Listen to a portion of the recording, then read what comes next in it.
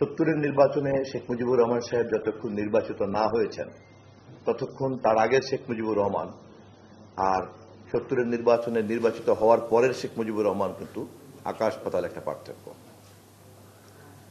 ঠিক তেমনি 91-এর নির্বাচনে দেশনেত্রী বেগম খালেদা জিয়া নির্বাচিত হওয়ার আগের বেগম খালেদা জিয়া আর নির্বাচিত হওয়ার পরের বেগম খালেদা জিয়া কিন্তু একটা আকাশ পাতাল পার্থক্য।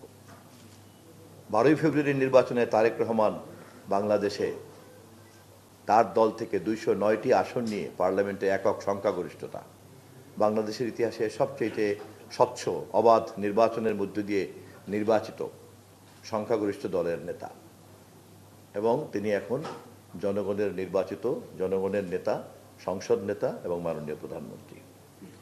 এই পুরো জার্নিটা যদি আমরা দেখি তাহলে কিন্তু আমরা বুঝতে পারবো যে তাকে কি পরিমাণ চ্যালেঞ্জের মধ্য দিয়ে তাকে এই পথ পর্যন্ত আসতে হয়েছে। সবচেয়ে সুস্বাদু হালিম রাধুনী হালিম, হালিম হোক রাধুনী হালিম।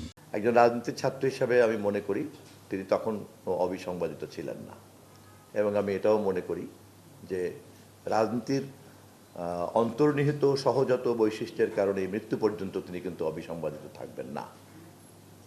কিন্তু অবিসংবাদিত হিসাবে তৈরি করা গড়া এই প্রচেষ্টা কিন্তু মৃত্যুর আগ পর্যন্ত তারও থাকবে, আমাদের নেতা হিসাবে আমাদেরও থাকবে।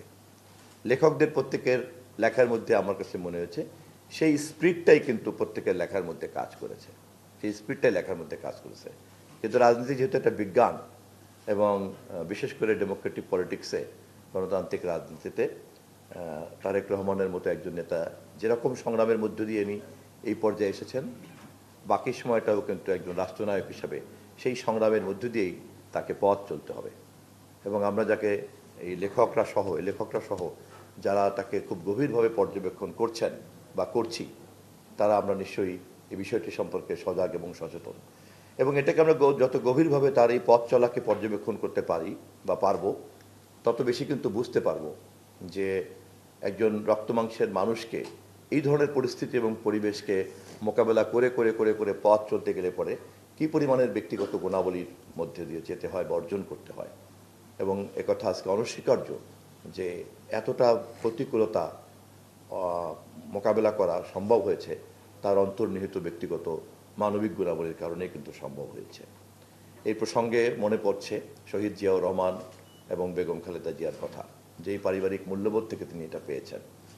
শহীদ জিয়াউর রহমান মুক্তিযুদ্ধের সময়ও যখন 70-এর নির্বাচনে শেখ মুজিবুর রহমান সাহেব একজন নেতায় পরিণত হলেন, বিশেষ করে নির্বাচনের পরে যখন তিনি আসলেই একটি অবিসংবাদিত নেতায় পরিণত হয়েছিলেন, তার তো অনেক বয়স্ক মানুষ নিশ্চয়ই মনে আছে। আবার সেখান থেকে মাত্র কয় বছরের ব্যবধানে 15ই আগস্টের মৃত্যুর যে পরিণতিটা, রাজনীতির গতিপথ কিন্তু এরকমই জটিল। এটা কিন্তু কখনো সরল পথে এগোয় না, এটা কিন্তু কখনো সামনে যায়, কখনো পিছিয়ে যায়, কখনো নিচে যায়, আবার কখনো কিন্তু পিছনের দিকেও যায়, এবং কখনো এমনইভাবে পিছনের দিকে যায় যেখান থেকে আর যে অন্ধকার গলি থেকে আর কখনোই ফেরত আসা যায় না। তো এই ব্যক্তিগত গুণাবলীর বিষয়টা আমি একটু মনে করিয়ে দিচ্ছি এই কারণে, একজন রাজনীতির ছাত্র হিসাবে আমি নিজে যেহেতু বিষয়গুলি নিয়ে একটু পড়াশোনা করি, চিন্তা করি বা বোঝার চেষ্টা করি, সেই কারণে বলছি যে যখন 32 বছরের মেজর জিয়া যখন বললেন যে I Major Zia declare independence, তখন তো তৎকালীন আওয়ামী লীগ তাকে শিখিয়ে দেয় নাই বা নির্দেশ দেয় নাই, অথবা সামরিক বাহিনীর মধ্যেও কেউ কিন্তু এই কথা বলে নাই।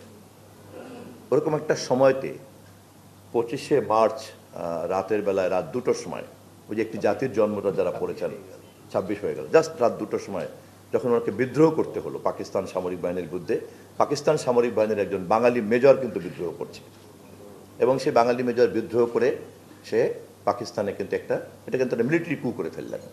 এবং তার পলিটিক্যাল স্পিরিটটা কি? পলিটিক্যাল স্পিরিটটা হচ্ছে যে চলমান যে স্বায়ত্তশাসনের সংগ্রাম, সেই সংগ্রামের পক্ষে তিনি দাঁড়াচ্ছেন, বা 70-এর নির্বাচনের ফলাফলের পক্ষে কিন্তু দাঁড়াচ্ছেন, ওই ফলাফল না মানার পক্ষেই। তারপর তো আপনারা দেখেন কালুরঘাট বেতার কেন্দ্র, তারপরে যুদ্ধ, তারপরে আবার যুদ্ধের পরে ফিরে আসা, তারপর সিনিয়র মোস্ট হওয়া সত্ত্বেও তাকে আর্মির প্রধান করা হলো না, তার ইমিডিয়েট জুনিয়রকে বস মেনে তাকে চাকরি করতে হচ্ছে, এবং অত্যন্ত পেশাদারিত্বের সঙ্গে তিনি কিন্তু চাকরি করছেন। জুনিয়রকে চিফ আর্মি করে ডেপুটি চিফ হিসেবে তাকে কাজ করতে হচ্ছে, সেখানে তাকে একটা পেশাদারিত্ব দেখাতে হচ্ছে। এবং আই মেজর যে ডিক্লার ইন্ডিপেন্ডেন্স বলার কারণে মুক্তিযুদ্ধের ঘোষক হিসেবে তার যে খ্যাতি তখন, বা তার যে ইমেজ আর্মির মধ্যে, সেটার কারণে কিন্তু কখনোই পেশাদারিত্বের কোনো ঘাটতি আসে নাই।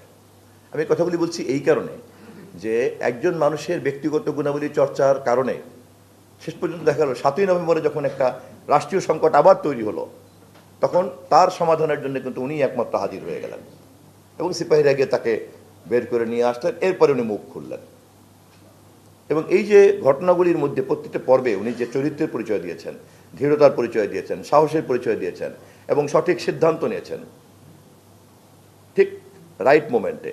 6তেও কথা বলেন নাই, 8তেও কথা বলেন নাই, রাইট মোমেন্ট ইজ 7, তখনই উনি মুখ খুলেছেন 7ই নভেম্বর। এরপর কিন্তু ধারাবাহিকভাবে আবার দেখেন রাষ্ট্রপতির দায়িত্ব নেওয়াটাও যদি চিন্তা করেন, দেখবেন যে সময়ের প্রতি তার যে সঠিক বিবেচনা, একদম রাইট মোমেন্টে উনি রাষ্ট্রপতির দায়িত্ব নিলেন, রাজনৈতিক দল গঠন করলেন এবং রাজনৈতিক দল গঠন করতে গিয়ে চলমান রাজনীতিতে অন্যান্য দলকে সে যেভাবে আওয়ামী লীগ বিরোধী অন্যান্য সমস্ত দল প্রায় মার্জ হয়ে গেল। এই কথাটা বলছি এই কারণে যে আজকে তারেক রহমানকে বিবেচনা করার সময় কিন্তু আমরা যদি একটু মিলিয়ে দেখি তাহলে বুঝবো যে রাজনীতির দর্শনগত বা আদর্শগত যে সঠিকতা, তার পাশাপাশি একজন মানুষের ব্যক্তিগত মানবিক গুণাবলী রাজনীতিতে একটা অন্যতম নির্ধারক হিসাবে দায়িত্ব পালন করে। ঠিক এর বিপরীতে যদি আমরা শেখ হাসিনার পতনের দিকে তাকাই, তাহলে সেখানে আমরা দেখব যে মানবিক গুণাবলীর থাকা অথবা না থাকা কিভাবে একজন রাজনীতিবিদের চলাচলের গতিকে, পথ চলাকে কিভাবে প্রভাবিত করে। আমি আর বিস্তারিত যেতে চাচ্ছি না, নিশ্চয়ই আমার মানে বক্তব্যের মানে কি বলে অনুবাদটা আপনারা নিশ্চয়ই বুঝতে পারছেন। তো সেই কারণেই তারেক রহমান ইতিমধ্যে প্রমাণ করেছেন সেই ব্যক্তিগত মানবিক গুণাবলী আছে, যেই গুণাবলী দিয়ে তিনি এই ধরনের একটা পিচ্ছিল এবং একটা অগ্নিঝরা পথে পার করে এখানে এসেছেন এবং বাকি সময়টাও তার পিচ্ছিল থাকবে। এবং আমরা খুবই নিশ্চিত যে তিনি এই যে প্রবন্ধগুলির মধ্যে দিয়ে তার যে জার্নিটা দেখেছি, এই জার্নিটাই এখন তিনি রাষ্ট্রনায়ক হিসাবে, সরকার প্রধান হিসেবে বাকি পথটাও এই কারণেই তিনি সম্পন্ন করতে পারবেন। আমি সবাইকে ধন্যবাদ জানিয়ে বক্তব্য শেষ করছি।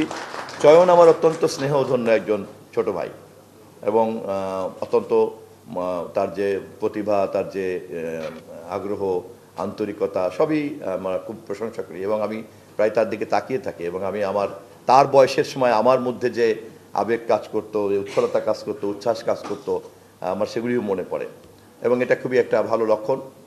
তো ইতিমধ্যেই একটা সাংবাদিকতার দায়িত্বে আছে, ফার্স্ট সেক্রেটারি হিসেবে কাজ করছে, প্রেসে বইয়ের মধ্যে ঢুকে পড়েছে এবং তার যে বাকি পথ, আমি নিশ্চিত, আমার আশীর্বাদ থাকলো যে অবিসংবাদিত তারেক রহমানের এই বইটা সম্পাদনা করার মধ্য দিয়ে তার যে একটা আরাধ্য যে চিন্তা, যে সাংবাদিক হওয়ার, যে এটা একটা পূর্ণাঙ্গতার দিকে যাবে, এই আশীর্বাদ থাকলো। ধন্যবাদ সবাইকে।